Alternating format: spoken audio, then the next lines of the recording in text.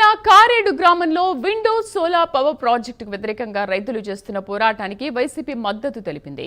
గ్రామస్తులకు తాము అండగా ఉంటామని హామీ ఇచ్చింది. 3 పంటలు పండే తమ భూమిని కంపెనీ లాక్కుంటోందని, ఏకంగా 8,300 ఎకరాలను లాక్కునేందుకు ప్రయత్నిస్తోందని నిరసనలు తెలుపుతున్నారు.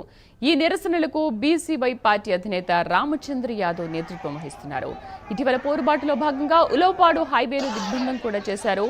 పోలీసులు కేసు నమోదు చేసిన రామచంద్ర యాదవ్ వెనక్కి తగ్గలేదు. ఇప్పుడు ఈ పోరాటానికి వైసీపీ కూడా మద్దతు ఇచ్చింది.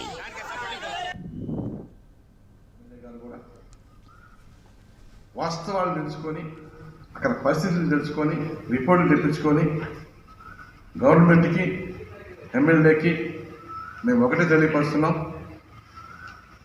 కరేడు భూములు ఇవ్వనీకి ఏ ఒక్క రైతు ఒప్పుకుంటలేదు. మీరు కానీ దౌర్జన్యంగా అక్కడ భూములు లాక్కోవాలని చూస్తే మటుకు తిరగబడి పోవడం జరిగి వైఎస్ఆర్ కాంగ్రెస్ పార్టీ